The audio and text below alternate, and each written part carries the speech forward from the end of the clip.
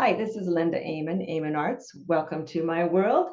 And tonight we're having Art Talk number 20, and it's creative motivators and clever endeavors. So let me show you how we're going to start here. Welcome, everybody. I'm glad you're here.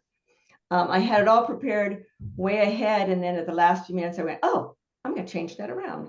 So then I was, nobody ever does that, right? I went for a little walk and I went, oh no, there's more ideas. So anyway, I always have to make it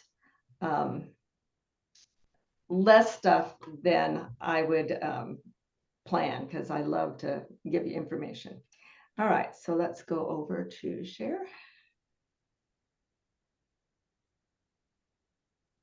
Where are all my buttons?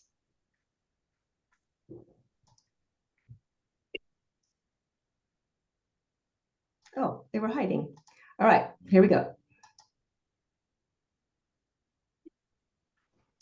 Okay, and if I'm talking about the screen over here and I don't have it showing, let me know, because I have two monitors and some of you know that I'll be talking along and all of a sudden I realize that I'm not in the same space you are. So help me with that. All right, so here's your joke for the evening.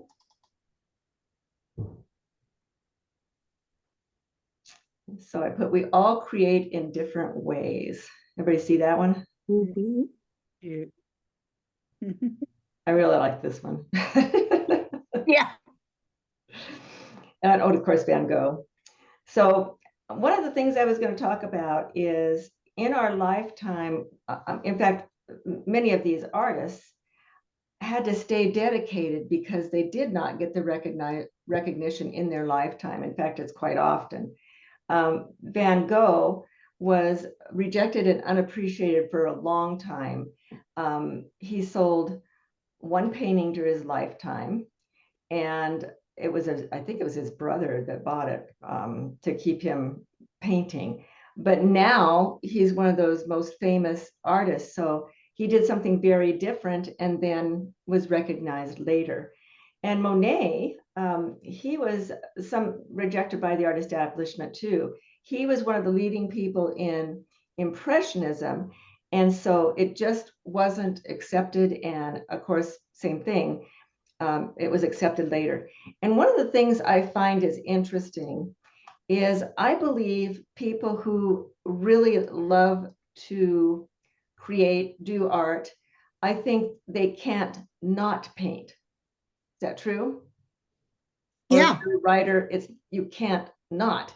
So these famous people, sometimes it's dedication, sometimes it's just a passion and a drive, but it's who they are and what they do.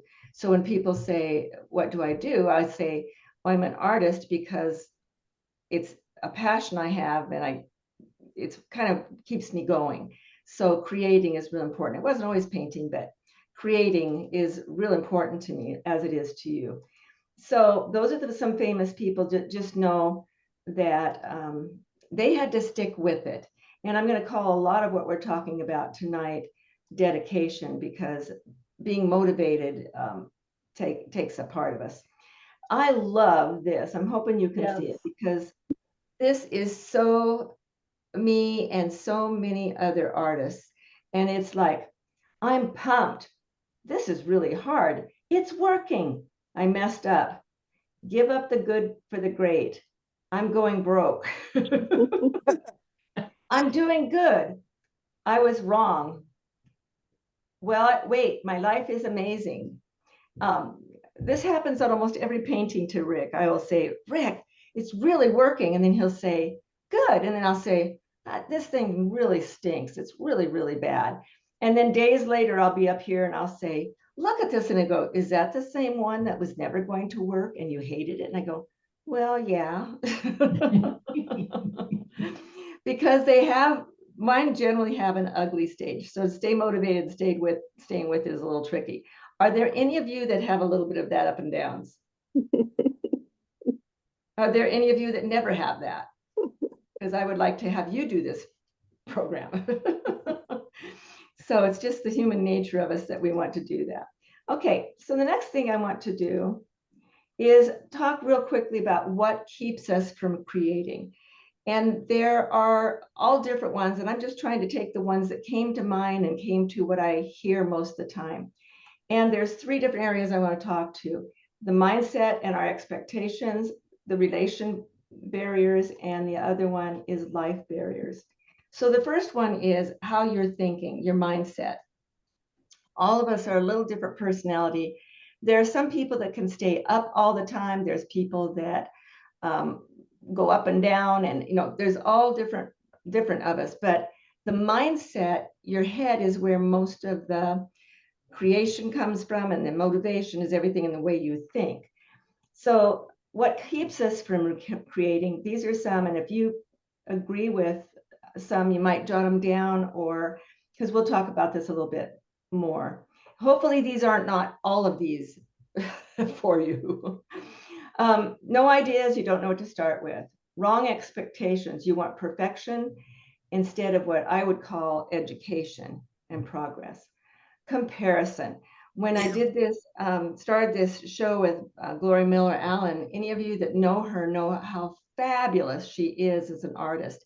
And the two of us write the book together, and then we did this huge museum show that is still going. And I was really feeling inadequate because everything I was doing was comparing to her. And I had to get over that I am who I am, and I was chosen as she was for the particular museum. Not feeling progress, have bad outcomes, and I have a fear of failure, fear of judgment, self-doubt. I don't know if any of you have ever said, well, I'm not a real artist. I say that less, but I used to say, well, they'd say, are you an artist? Well, I paint. and now, I can say I'm a real artist. I have the up and down, I am an artist. So if you're not saying you're an artist, it's you are an artist.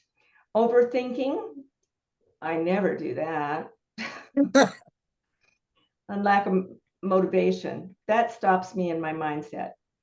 Are there any there, real quick, that one of them stands out to you? Say your name, and just in that top section, mindset or expectation, what's one that kind of stands out to you?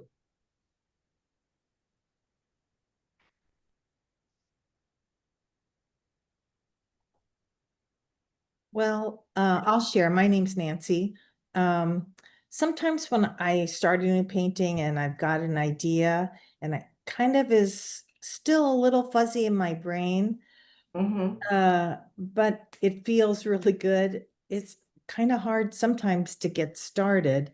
Mm-hmm. Yeah, because I've created already such a huge level of expectation that I'm almost, and I stay in my brain, there's no risk involved there. Yeah, it doesn't show up on paper, does it? So that's a good point. When you've got it in your head, it's not showing up on paper yet. So it can be very beautiful. Someone else, one of these that stands out.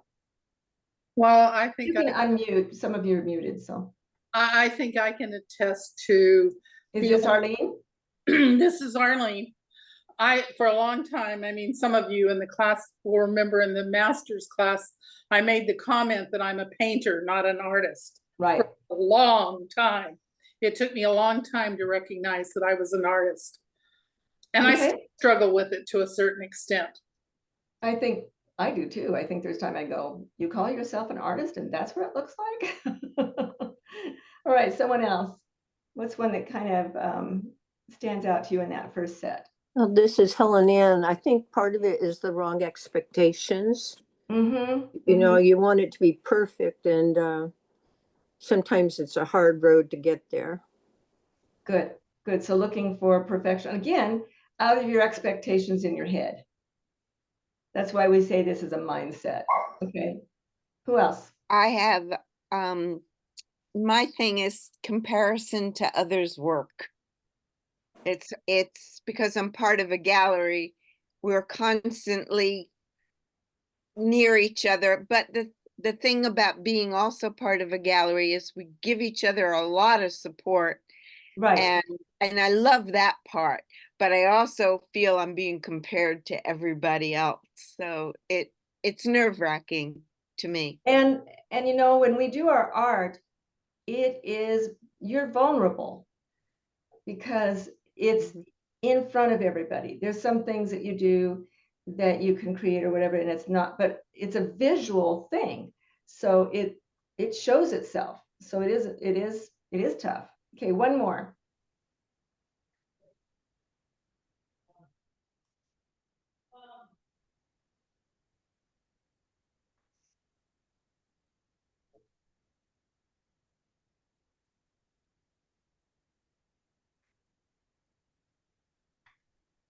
Okay, then we'll go to the second one. Relational barriers. Now, this is something that Joanne was saying was helpful to her, that she had other people she works with, but there are people that don't have encouragement from others or very little. And that can be a way to keep you from creating. I like this one. I put this in there myself. People don't get it. You know, when I did this show with abstract, it was like, I don't get it. And I went, it's okay. But, you know, you have to kind of know that when you do something different, people aren't going to get it. And it's a little hard to put in front of those people. Our sons, I told them I would never, ever get into the abstracts, that they were safe from their mom going wacko. And now I do. This show is mainly abstract, and we flew them out to see the show, and it helped them understand a little bit more. But you know, there's going to be people that just don't get it, and that can kind of keep you stifled from doing what you maybe want to. Okay, I'll come back to the list. Negative feedback from others, like your son, what are you doing?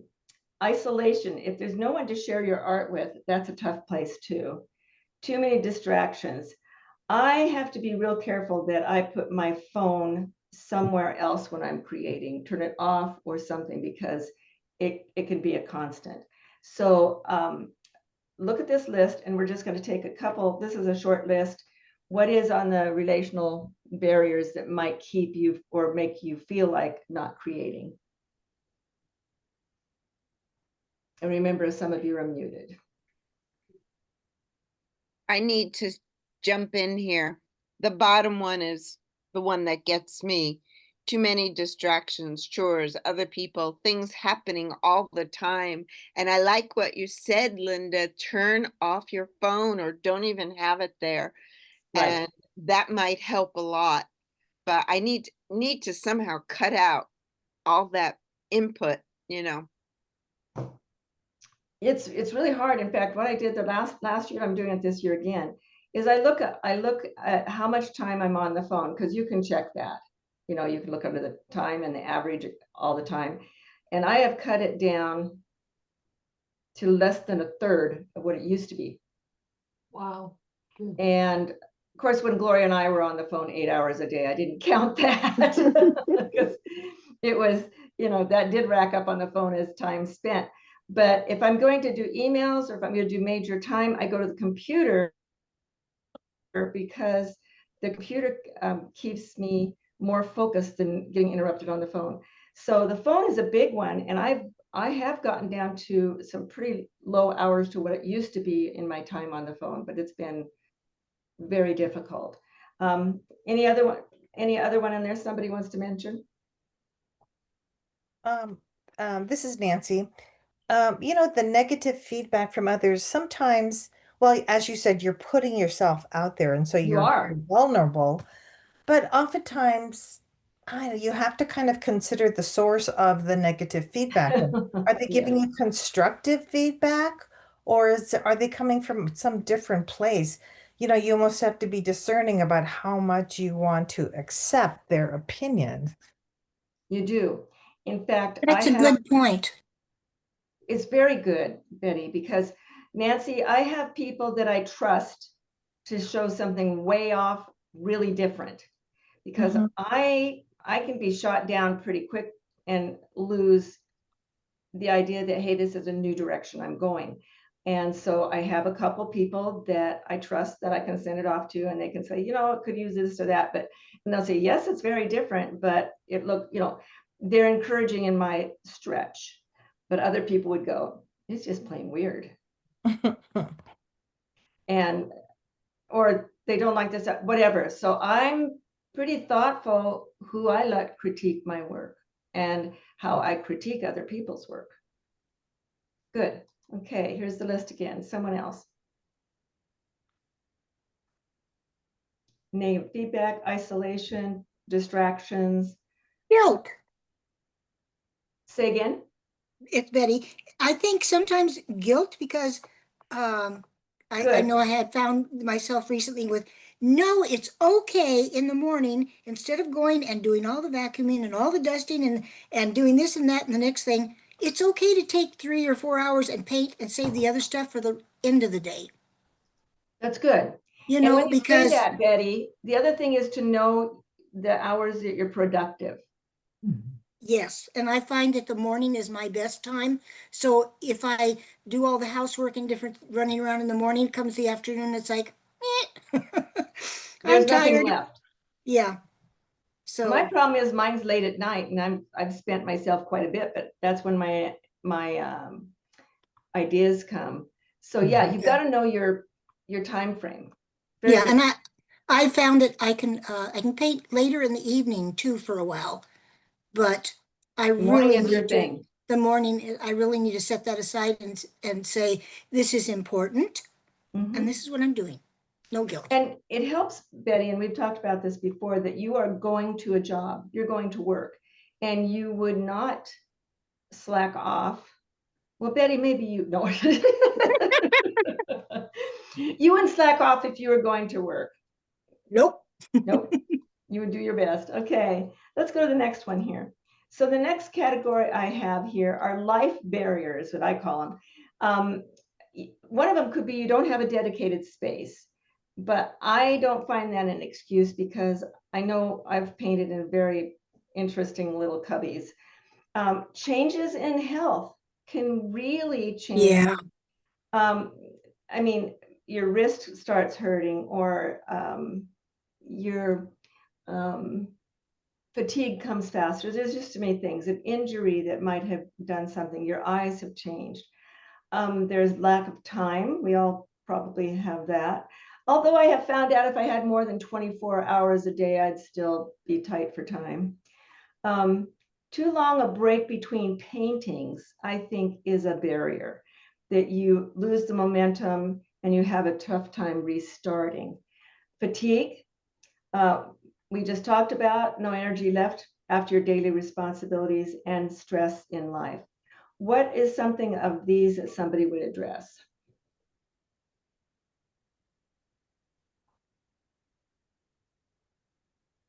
And the other thing I didn't put here that I meant to is losses. I forgot that one. Yeah. If you've had losses Yep. of something, it's on my notes. I just didn't get it over here, because if you've had losses, it can be a time that is just a different time for you. Okay, so is there anything on here that you see resonates, or something that you would stand out to you? This is Sharon. My problem is during the summer we travel a lot and Mhm. we have a lot of guests from out of town. One of our daughters lives back east and Bruce's family is all in California, so they come, and I've got Washington relatives. So I think mine is too long a break between painting, and then Right. I lose my momentum, and it's hard to get started again because I have all these projects I think I want to do, but which one do I want to start first? And so I think that for me, that's a big deal. Summer's a hard time for me. And that builds up, and Yeah. then you've got more, you're overloaded in your brain to get started, like you said, on one. Yeah. Okay. I'll go back to the list so you can see it. One more, because I want to go through some other things. This is Deborah. Yes. One thing that I find, and well, I found particularly when I was working all the time, because my work was so analytical, Mm. I could not, I had an extremely difficult time trying to do anything creative, and certainly painting. And now if I get into, every once in a while, supposed to be retired, but every once in a while, I'll have a client who will call and, this is going on, blah, blah, blah. And if I get into, the research and analyzing their situation and finding out, applicable laws and what things are happening, my creativity goes right out the window. Yeah. Your brain has been used up. That's right. I can say that to you. That's right. But there are times you just think there's nothing left in here, That's right. Yeah. it's just over max. Okay, that's a good point. That's a really good point. Okay. Did anybody else have one they just really wanted to say here before I move on? And by the way, this is a safe place to talk. If you're new with us, this is a place that we're learning, experimenting, and with what things we can improve on. So, okay. All right. So this is what I thought was funny. I wrote after is, how is it possible for any of us to even create when we see a list like that? How is it even possible that we could create? Because I don't know about you, but of course I made up quite a few of those in the list. So I'm going, wow, I think it's a miracle every time I pick up the brush. Okay, and then I actually decided to say that doing our art is really a dedication. Like I said, going to work, or when you have that opportunity of time, something else doesn't crowd in, like the phone, or all the other things we talked about, plus how many more. So I thought I would come up with what I think the definition of dedication is to me. So if this is different for you, you might put in your notebook, what is dedication to me? And then that could be a little bit personal to you. So I put, dedication is showing up, being intentional, refining your work, and respecting your unique creativity, even when inspiration feels far away. So I think I've caught quite a few of those, in that it's showing up. That's the first thing I think I have to do, is show up to do something, being intentional, refining my work, respecting that my creativity will be unique and it won't be like everyone else's. And so I can accept that. And even when inspiration feels far away, when I have nothing left, I still can build up the inspiration that feels so far away. It's not gone. It didn't say even when inspiration is gone forever. It'll be back, but I may have to look for it a little bit. So if you can come up with your own definition sometime, it might be helpful to you. Because for me, I guess it's the educator inside of me, and there's a lot of you that are teachers. But for me, if I can isolate the idea and find out what the problem is, then I've got some ideas of how to do better or move forward. Wouldn't that be the same in your painting? If you can go, oh my goodness, this color needs to be enriched, well, then you can do something about it. If you have no clue, then it might be a little harder. So I think that way in education as well. Okay. So I asked my master group, and I'll go through this pretty quickly because it's a big list, but in my master's group that I teach online, I asked what motivates. So now we know all the reasons, or a lot of the reasons. We know a lot of the reasons why we don't feel motivated. We want to paint, but our brain and all our body and everything doesn't come together to actually do it. So we said, okay, what are some of the things? There's some of mine in here, and then there's different. I have a couple master's groups that I teach online. And so these are some of them they came up with, just real simple for us to think. And you might jot down one, to when we're done looking at these, you might say, that's a good motivator for me. Okay, surround yourself with inspiration. If you've ever had someone write a nice note of your painting, or you've won an award, or you've had somebody they even said on the phone and you wrote down that they loved it, take and put that right in front of you in your studio area, because there are times you're going to go, I don't know anything. I'm not an artist, da, da, da, da, da. And then you could look at that little note or a ribbon or a claim and you can go, well, I did it then, maybe I can do it again. It gives you some thought that perhaps it could be repeated. So surround yourself. That's one inspiration. The other is I have pictures and ideas and words and notes and visuals and all that. Stay accountable to someone or a group. So our master's group helps me even stay motivated, because as the instructor, I should have something to show once in a while. Work in a series, that does big for me, because I will have another idea that I can keep on going. You can paint outdoors in plein air. Play, explore ideas without expectations. Look at that, without expectations. Small projects. Set goals.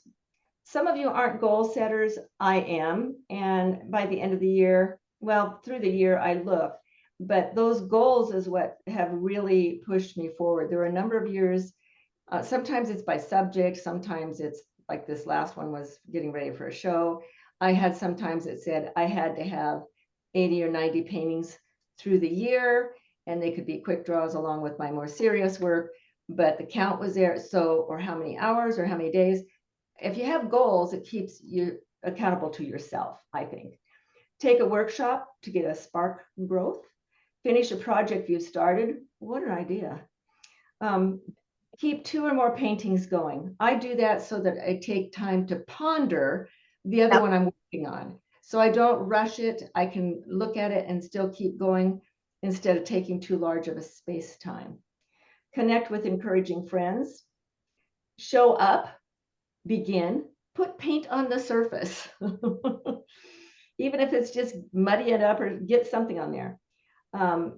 For me, I have a passion for art. I'm driven, so that motivates me.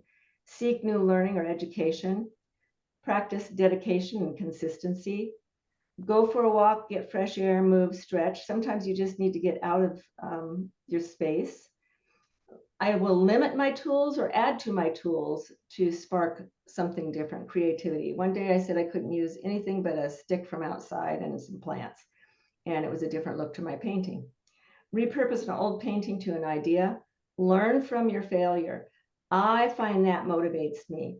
I am now to the place, a lot of you know that I put the education above my outcome, which I always want my painting to work.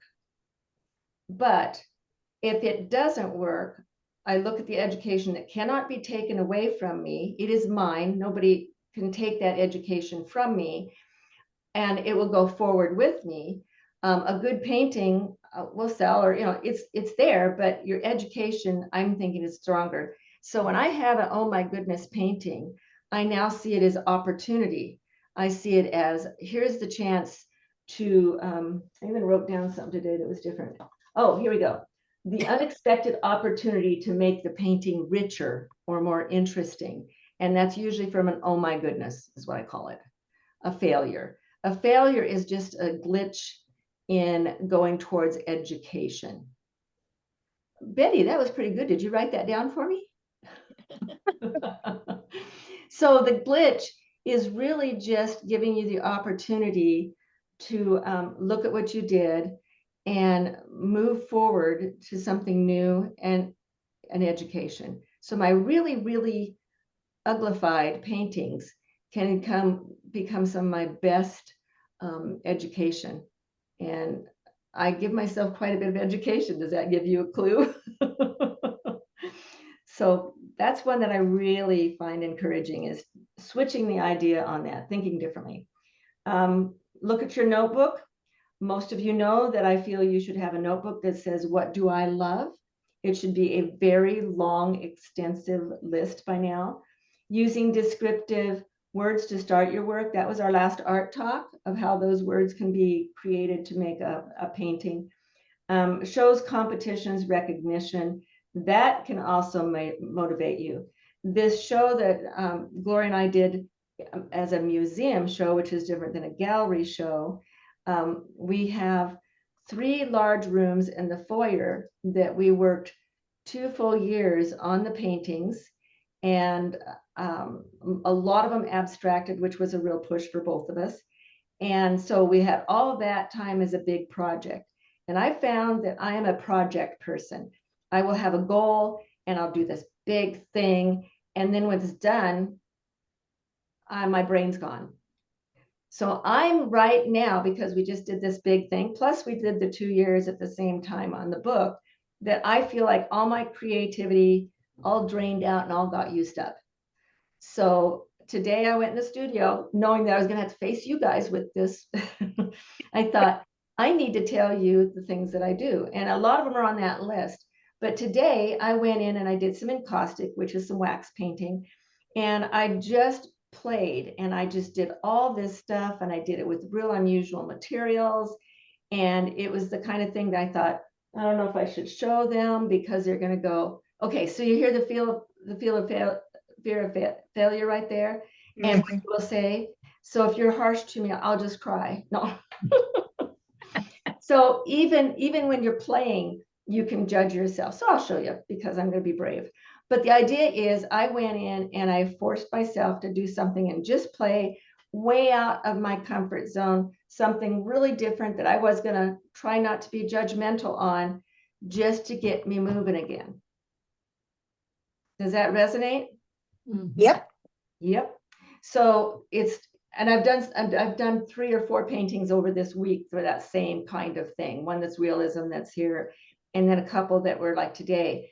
But the reason I say that is because I was at the place of this talk where I just thought, I just don't have anything else, because I usually work with an overwhelming project, and that project is now done and great success in the show and everything else, but that's what happened. So you ready? You're sitting down. Oh. So I did an encaustic. It doesn't show very good on the slide on the place here, because the color is actually, now this is all wax and it's very, very abstracted, so I won't show my sons. It's gold and copper and all colors of wax. It's not mounted yet. Ooh. So that actually is it very looks like cool. it's metal, but it's all wax. It's all Yeah. wax. It does look like metal. It That's does. very cool. See, you guys are so nice to me. So it's yeah, it's just all encaustic wax, but it was really fun to just feel like I was creating again. And so that's really how I approached the same blockage that we can all do. And that is be present, get there, get started, and show up, all those things. Okay, so I gave you mine. Here are what one of these resonates with you that would help you to get started again if you were in a zone that you're not moving forward. That staying accountable to someone or a group Mm-hmm. by having your Zoom classes, every other Tuesday, it's like, I better get painting because Somebody's going to ask. yeah. And so that is a really good motivator. Otherwise, it's too easy to say, I don't feel like doing this today, but it does. And having a group that you paint with also is Mm-hmm. so supportive. And when you see everybody else's work, it's inspirational. And maybe that's not your style, but you can appreciate and you learn from whatever you see other people do. So I just think that's really important.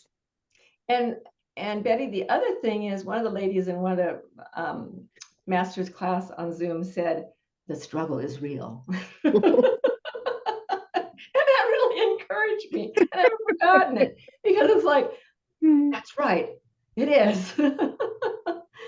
By the way, I do have a few openings in the master's class. You can always ask me about it, but you want to be in a safe environment. I have been in critiques with some groups that I did not stay with because they were too harsh. And I was a seasoned artist.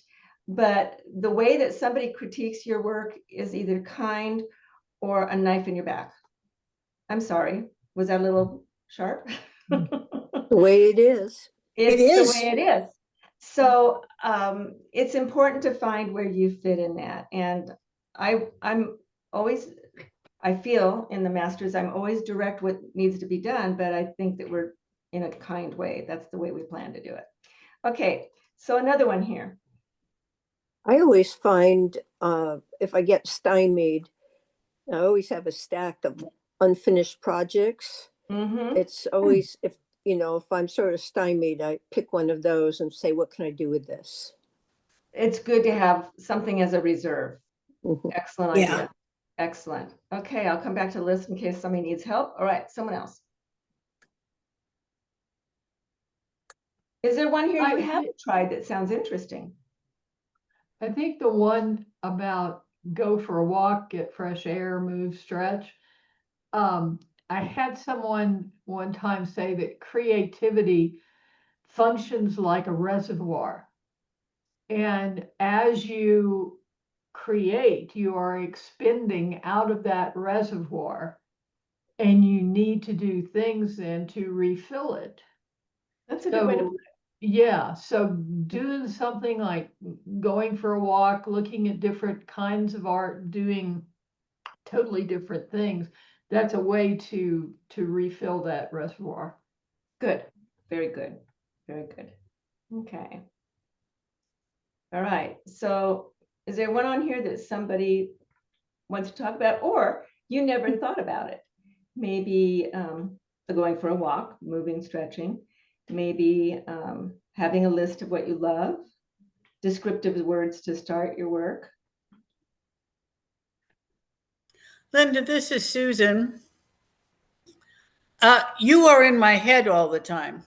I'm sorry. No, it's good. And quite often that is my inspiration. Yeah. I just finished a painting that I absolutely love, which is unusual. Because I remember you saying once that this piece of machinery had turned into this very abstract thing. Yes, yes. But the machinery was still in there. So I took a photo of this very old piece of machinery while I was in France, and you can still see the machinery in this abstract, but boy, is it cool. And thank you very much. You're welcome. In fact, Nice. that one is in the book. Wow. Because, yeah. Well, good. Well, you made my week for longer. Sometimes when I'm in our children's head, it may not be this, no, the same though. When they were little, they'd say, Mom, you're hurting the back of my head, because I'd be in the other room and they would see me staring. They feel like, they're in trouble, they know, and they, anyway. Okay, good. Well, thank you. I'm glad that I'm there in a good way. That's good. Okay, anybody else see one here? And then I'm going to move on. This is Nancy. I like to do number 17, repurposing old paintings, because I feel like they are done. There's no risk involved. That's already considered, in my mind, a failed painting. And then I could just experiment with it.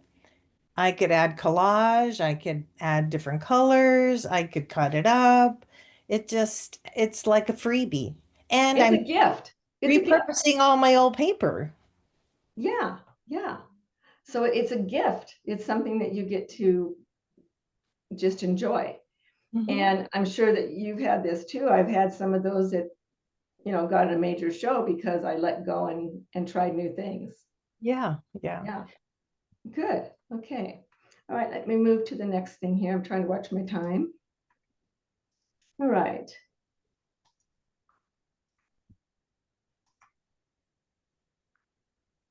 Okay, so these are some that I found. Okay, so these here are the study groups, the master groups that I teach. Some of the things they said, these will repeat in a little different way. This is a list that I've been working on that just puts it into a couple spots that might be practical ways to motivate and dedicate yourself to keep going. And this sounds funny because I am such a goal person. For me to say lower your expectations just hurts my heart. But I think you know what I mean. It's, get yourself to where you understand. I don't know why it's doing that. you know, lower the expectation that every painting is just going to be the prize winner. Instead, just, you know, paint and enjoy. So this is a really good idea. I've done this many times, is set a 5-minute timer and just do a quick draw, so that you can just get warmed up and you can see that you still can do something, or you could just play with colors. Keep a sketchbook handy for doodles or color swatches that you would label so you know what you got. And then what I try to do, and this, everybody's different again, sometimes I'm in the middle of the project, I only leave my studio a mess because the next day I'm starting right there. But even when I leave it a mess, I have water out ready to start. I've done something that the studio area will welcome me, rather than go, you know, so disorganized I can't find brushes or something. And of course, sometimes I have that next day to teach. But I think that if you have the studio area welcoming for you in some way, and we all work differently. So if yours is like chaos and a mess, that's not a problem. It's just that you want it to be welcoming to you, that when you get in there, you're ready to start. So lay out materials in advance, so that your space invites you. However it works for you to get going. Build habits. It's really important, I think, to go to work on certain days, certain times. So on my calendar, I have a lot of responsibilities, a lot of things, just like all of you do. And I have on my calendar studio days that are written in there. And if Deborah called and says, can we go to lunch such and such a day, I'll say, you know, let me look, and I'll say, Deborah, can we do it a different day? Because that's my studio day. And a lot of you've heard me say this. Why is that? And if Deborah really couldn't, I say, well, let me see if I can move my studio day around. What did I just let Deborah know? It's important to you. Say again. It is important to you. It's important to me. It's a real thing. Yeah. Yeah. And what did I say to myself? It matters. It matters that I am not going to push everything aside every day. And, you know, I mean, take on everything and not have time for painting. So I try to put studio time, studio days on the calendar, and they don't stay the same. But if you put a few, you know, if you can do that. I'm not an everyday painter. I'm an everyday thinking of art. So some days I'm collecting materials or collecting ideas or researching or checking a color out. Some days it's actual paint on paper, but I feel I do art every day, but it's not necessarily on paper. Okay. Okay. So build habits of having a regular art time. Play. Allow ugly art days to just, like today, just play. I went, okay, this is going to be interesting, and just go. And then you might come up with something. Connect with others. We talked about critique groups, attend workshops, or go to things like tonight. Shift your expectations. I really, over the years, and it has taken me forever, I focus on the education over the product, over the outcome. And I've talked about that. And that doesn't change, that I really want the painting to work. But if it's not working, I go, Linda, it's an education. You know, what'd you learn from that? Mistakes are education, as well as solutions are, but we already kind of just figured that one. Celebrate progress. In our classes, we have a bell. And when you finish your painting and everyone says, all right, sign the puppy, they ring the bell. So in my own studio, I'll do something to celebrate. Now, when I'm painting, it's not unusual to have M&Ms lined up above the piece of paper. Yeah, I like that one. You like that one? Yeah, I And do. I spread them out, and I go, okay, you can't have another one for a while. And it's a motivator for me. And it's not a whole package or anything, but you know, just knowing that those are waiting for me and I'm going to keep moving, you know, whatever your motivator is. But yeah, they're usually peanut M&M. You know, they've got to have a little bit of good stuff in Protein. besides the chocolate.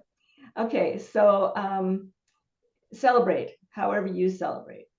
Inspiration, keep an inspiration file. that's a little bit what Sharon was talking about, is that she's got all these projects ready to go. And when she's ready, she needs to pick one.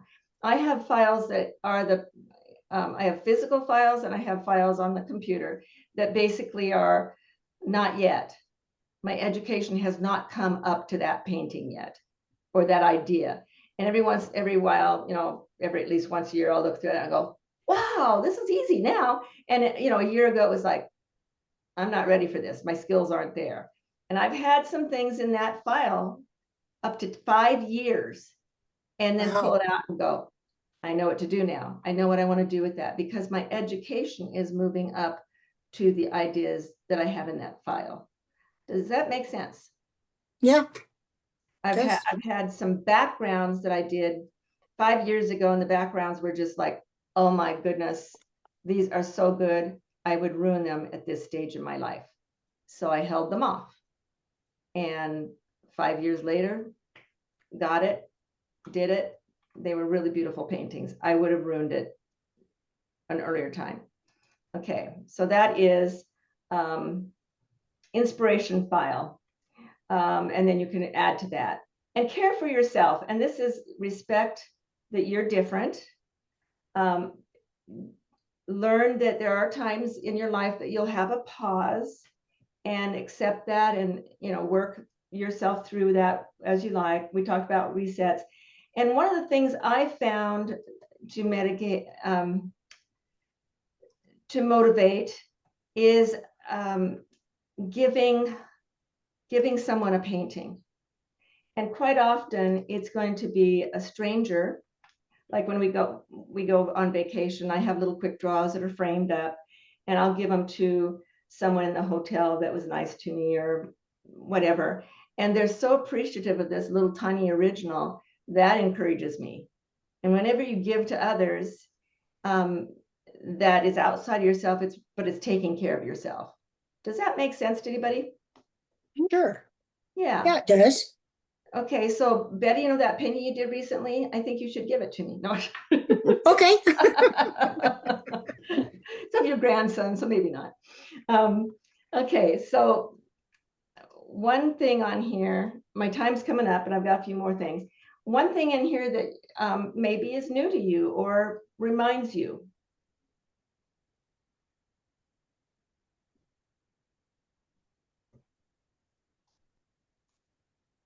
See, this makes you think harder than just listening.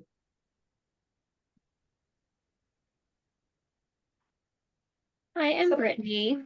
My big thing lately is I've had a shift in thinking as far as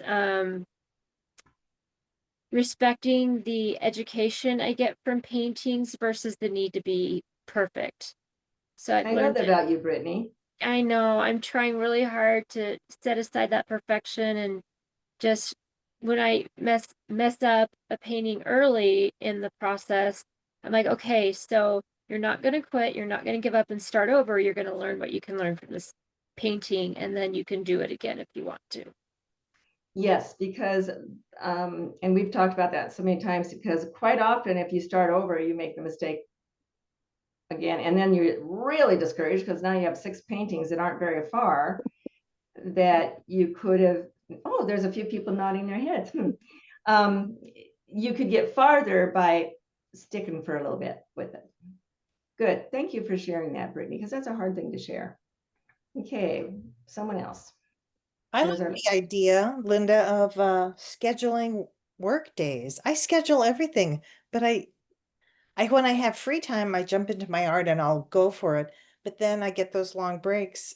I could just make a commitment to show up for my art as my work time. Nancy, that when I did that years ago, and you'll have breaks in those times, but that changed my momentum. It changed my paintings. It changed my skill levels, all that. And I'll tell you one of the ways to make yourself paint every day, and that's rent a studio. Oh, yeah. I rent a studio over here, and I'm paying for it every single day when you're paying by the month. And I go, you can't just not be in there because you're paying for that thing. And that really, I've been renting it over here in Idaho Falls because I didn't, we're in a townhouse here, and in Star, we're in our regular house. And when I rent that studio, I think it's been 6 or more years, and they raise the rent once in a while. So you show up. Yeah. Yeah. So that's one thing that motivated me. But Nancy, I think you'll find, in fact, I'd love to hear from you sometime, even after a couple of weeks of dedicating time on your Right. schedule. In advance you're going on vacation or you have these Oh, big yeah. projects, but then I'm just kind of hoping that this will be the day that I can get to painting. Then it's not. It's frustrating. But if I schedule it, I'll do it. It's really true, because if I'm waiting for that open time, it's not going to happen. Especially if you're kind of stuck. You'll go, oh, I really don't feel like it. Yeah, the vacuuming is so much more important. Yeah. When you start cleaning toilets over doing art, you know that you're not, Oh. you're not moving forward. So yeah, I think you'll find, how many of you schedule your time on your calendar? I've talked to you about this a lot. Should. What you can schedule. Okay. Because I don't, I'm not able to schedule everything either. Okay, let's go over here. All right, so these are some ideas for you. We've kind of along the way, what keeps you working and creating. These right here are 2 paintings that are from play and using scraps. This one right here is one of my favorites. I love that one. It's just little, and it was my, how you test colors on a piece of paper? That's what that is. And then I embellished it. And this one was more planned, but it's very, it's even got real rocks on top of it just to be fun. And I sold this one, but this one I won't sell because it's just tiny, and it reminds me that it doesn't take much to get something pretty cool out of just what's sitting next to you, a little scrap. So I do a lot of these now.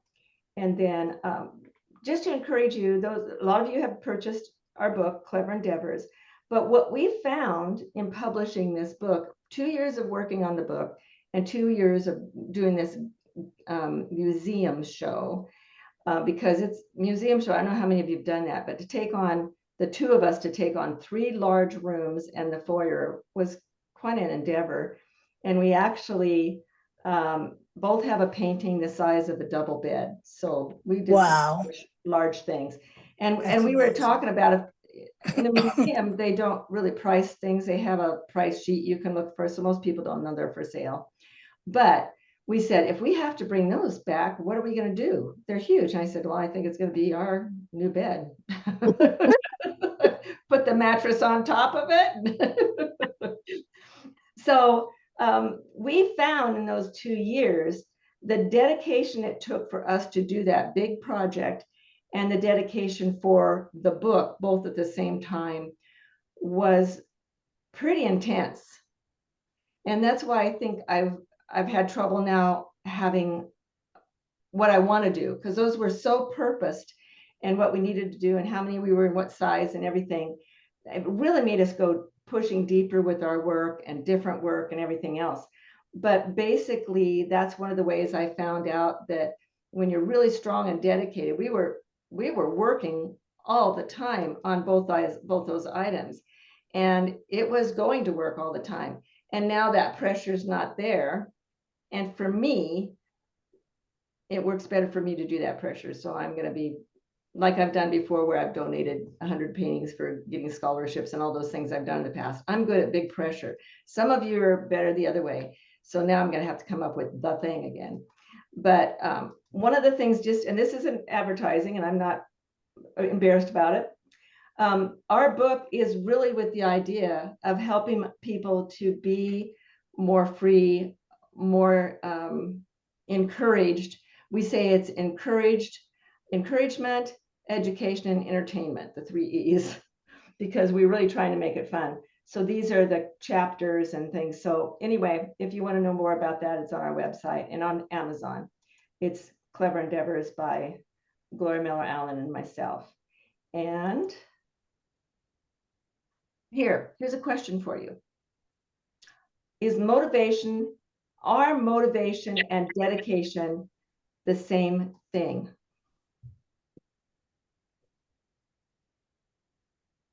No, I don't think so. I'm Adrian, Zoom user. Okay.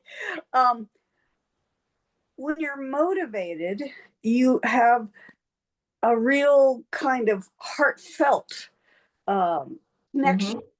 If you're dedicated, you're not always going to have that. Some days you're just showing up, but Right. they overlap, but I don't think they're the same. I agree with you, because I think that's what we said earlier, is that there's going to be times you just show up. Yeah. And you are as far away excited about doing that as you can be. They do go together. Oh, yeah. But yeah, I think motivation, the drive and the passion you have is different than the dedication. I think dedication will often ignite motivation. Good words. Good words. Showing up will get you there. Yeah. Yeah. I go in there and I'm always disappointed that somebody didn't fix the painting when I get in there. And I've teased about this before, but when I was teaching at the grade school, one of the artists, she was only in, I had all of them, well, a lot of them for 10 years. I taught there for 10 years, the whole school. And she said, Mrs. Aman, I used to think you were a really good artist, but now I know anybody can do this stuff. Oh. Well, anybody can do this stuff if you show up. So just remember, you gotta show up. So she became quite. It was so good. It's my favorite of all in the whole 10 years. Okay, so let me see what my other slides here and see if I need to give those to you. All right, I'll do one more thing here in a minute. Okay, what encouraged you tonight? What I've had you share a lot in this. I hope that you like that. What is something tonight that you would go, okay, this was a good art talk to come to because, or this is what stood out to me, or something in that line. And a lot of you have already said some things, but just what was your takeaway is a good way to say it. What is your takeaway? My takeaway is definitely create art time and get that phone cut down and stop the interruptions and focus more. Right. Rick always has something going, but if he was interrupting me all the time, I would probably put danger on my door, danger artist at work or something like that. So if you have to do that for your family, go ahead.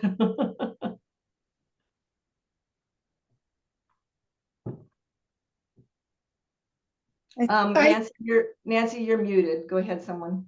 Okay. Go ahead. Go ahead, Betty. I just go ahead. validation. So much on there is validating being an artist and what we do. There's a validation too. It's okay to paint. It's good to experiment. It's good to set that time. It's important. Yeah, to me, it's a big validation. And you're right, Betty, because I will tell. This is one of my favorite stinky things to do. On an airplane, I'll sit by somebody, and you can usually tell if they're on a business trip or something. I'll say, "What do you do?" And they'll say, "I'm a lawyer" or whatever. And then they'll finally, not always, or I'll have to cue them in. They'll say, "Well, what do you do?" And I'll say, "Well, I'm an artist." And they often say, "Oh, so you don't work?" Oh my gosh. And then I will say to them, "Well, you're a lawyer. You don't work either." And they go, "You got me. You got me." And then you start another appreciation for the field, but it's not thought of as work like it is. Okay, so Sharon, you had something to say. Well, I just thought when Betty said something about, her vacuuming time and that she's more productive in the morning and that giving herself permission to paint when she's Mhm. most productive. And I think that's the same thing I do sometimes. I've got a list of things to do and I click Yeah. off the stuff I've got and then I'm tired by the time I get to the point where it's my time. So I think Right. that really struck me, Betty, when you said that, because I do that a lot. I feel like I've got this to do, or, Yeah. or it's time based. Like I got to be outside and get my gardening done before it gets way too hot. Yes. And then you come in, you've been out there for 2.5 hours and you're exhausted, and you just Yeah. don't feel like sitting down right then and painting. No, and that is a real thing. I mean, we all have productive things that have to get done. But those come ahead. Those come ahead. So one of the things in the book that it says is you give your vacuum cleaner more chances than you do yourself. Oh, Y'all yeah. know what I mean, right? Because you vacuum, Yep. you see something on the floor and you let it have how many times Mm-hmm. to get it up. We don't give ourselves that many chances. Okay, Zoom user, that's quite that interesting Adrian last name. Adrian Zoom user. All right, Adrian Cochran. Yeah. Okay. Glad You you had could come, Adrian. weren't you gonna say something, Adrian, or was it Nancy? Okay, Nancy. All right. Sorry. Well, the whole thing about dedication, I think in creating that structure, you honor yourself because you Mhm. have an intention to paint and you're respecting your own goals and making it happen. It's, when you set out a goal and you fall short, like I'm going to paint today or I'm going to paint this week, it doesn't feel good. And you want other people to be supportive of you as an artist, but I have to be equally supportive to myself. I know how to get stuff done. I can do structure, but it hadn't occurred to me. So now I'll be in your head for a couple of weeks as you put Yes, those you down. will. Good. Okay.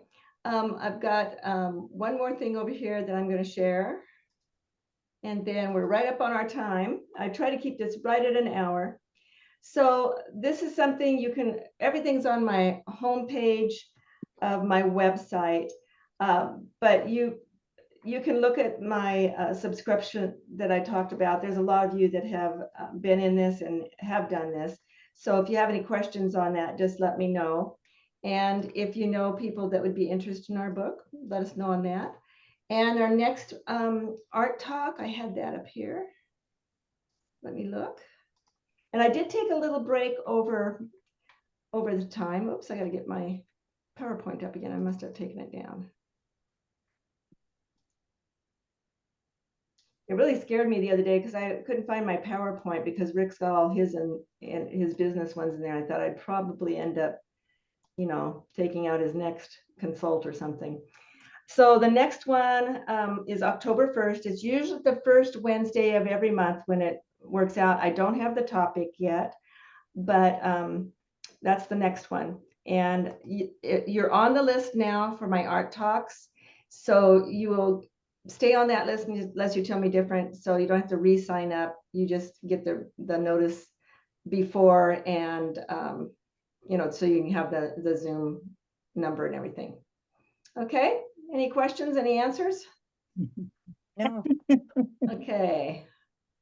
I will stop the recording. Okay.